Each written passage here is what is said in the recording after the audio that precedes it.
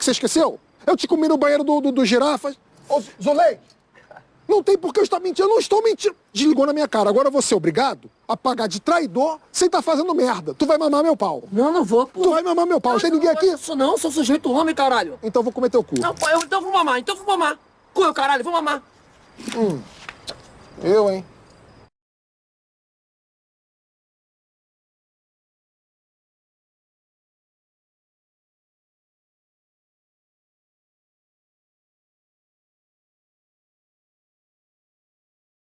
Praticamente nada, acabaram virando vegetais com muitos nutrientes, muito ricos, mais saborosos, mais doces, etc. Então, isso daí foi seleção artificial, que é a prova de que o mecanismo do Darwin funciona quando você coloca o número de gerações e tempo suficiente. Algumas dessas alterações foram feitas no decorrer do tempo de vida de um ser humano, outras foram feitas no decorrer de milênios. E aí isso sempre gerando variedades novas, dependendo do que o ser humano queria. Enfim, acho que vocês conseguiram entender, para quem não sabia, né? Esse é um mecanismo bastante conhecido, muita gente que acompanha meu canal já sabe. E o que acontece? O Charles Darwin, observando essa seleção artificial, ele concluiu que a seleção natural seria a mesma coisa, só que com o ambiente selecionando, né? Então, um lugar mais seco vai selecionar quem é mais resistente à perda de água. O lugar mais alto vai selecionar quem, sei lá, consegue absorver mais oxigênio, enfim, coisas assim. E o que acontece? O primo do Charles Darwin, né, o Francis Galton, ele acaba cunhando o termo eugenia,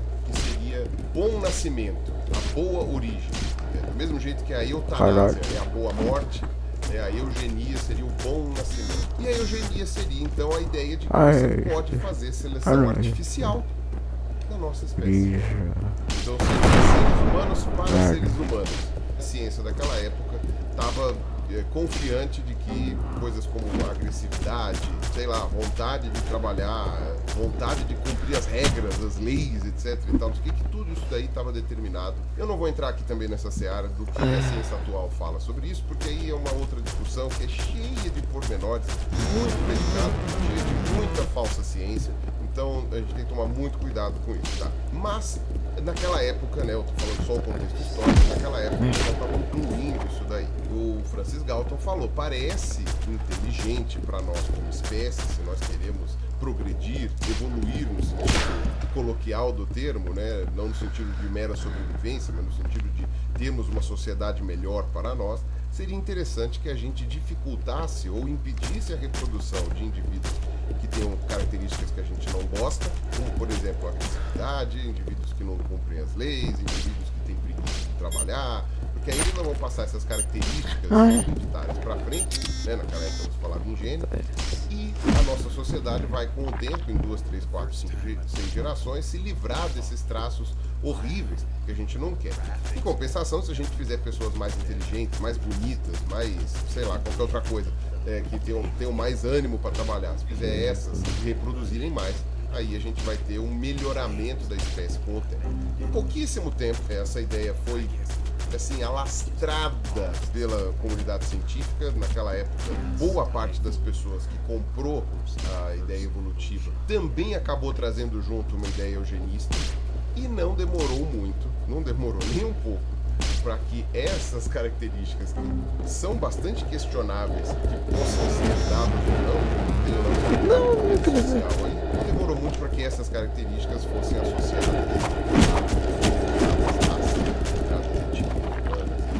já era tradicionalmente falado, né, principalmente nos Estados Unidos, enfim, nos países das Américas, que os negros não cumpriam as leis, naturalmente eram mais agressivos, de que eles não gostavam de trabalhar.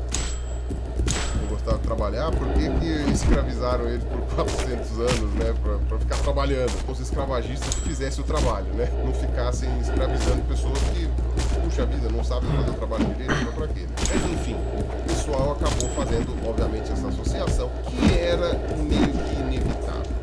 Tá? Na verdade, assim, eu, como sou um cara pessimista-fatalista, digamos assim, é o meu jeito de pensar, eu sou da opinião de que era impossível fazer com que as ideias eugenistas acontecessem. Já tinha ideias eugenistas antes do Darwin e do Wallace proporem as ideias de seleção natural, permite sequência com modificação e tudo mais. Quando eles propõem o mecanismo evolutivo, na verdade o mecanismo evolutivo é que encaixa perfeitamente naquilo, porque o Linneu, mais de um século antes da publicação da Origem das Espécies, ele já hierarquizava os tipos humanos em raças, em superior e inferior, colocando obviamente o homem branco como superior, né, na cabeça dele, né, ele era um homem branco, e os outros como inferiores, no caso, o homo japônico, né, os homo africanos seriam os africanos, né, os negros, e mais próximos ali do chimpanzé, do orangotango, do gorila, que naquela época ainda não existiam ideias evolutivas, né, pelo menos não consolidadas, então você vê como isso já existia no imaginário ali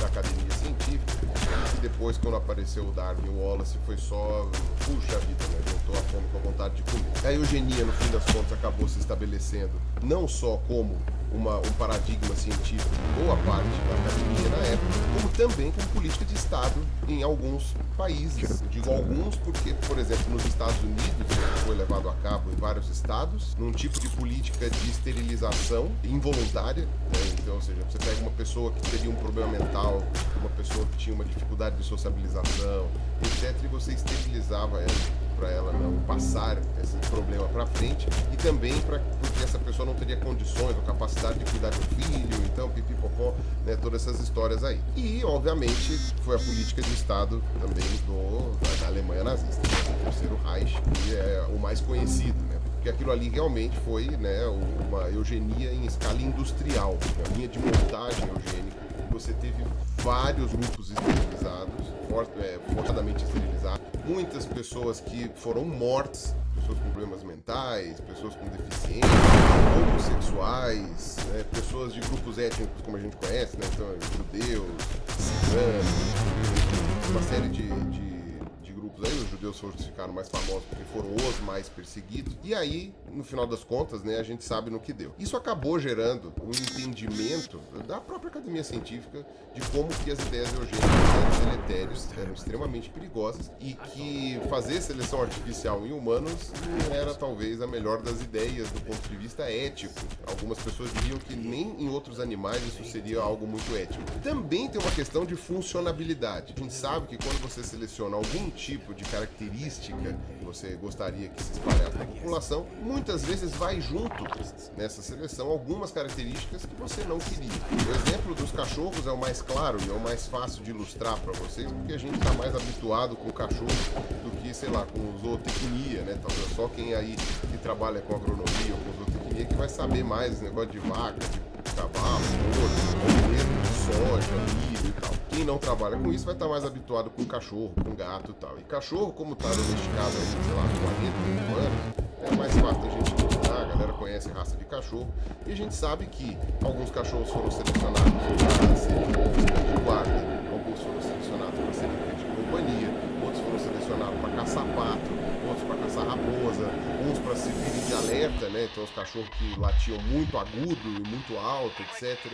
Enfim, o maior dos problemas que as pessoas discutem aí com relação ao cachorro é a questão da braquicefalia, ou das síndromes braquicefálicas, né? Braque quer dizer curto, céfalos é cabeça curta, no caso seria um focinho curto, ou seja, são aqueles cachorros que foram selecionados para ficar com a cara cada vez mais achatada, muitas vezes os dentes não encaixam, tem problema de respiração, tanto nas vias aéreas superiores quanto às vezes até problema nos pulmões, uma gama de coisas que vem junto dessa seleção para focinhos mais curtos. Podem ter sido selecionados porque isso aumenta a força da mordida, a gente sabe que isso acontece, né, do ponto de vista da física mesmo, né, negócio de alavanca e tal, não sei das quantas. Então, essencialmente, do bulldog ao boxer, passando pelo, sei lá, pelo shih tzu, pelo pug e tudo mais, todos esses bichos aí têm seus problemas relacionados ao focinho curto, inclusive um problema ocular, né, a glândula lacrimal pode sair para fora do olho, a pálpebra pode inverter, sabe? São umas coisas bem assustadoras que não aconteceriam se esses bichos tivessem sido selecionados por seleção natural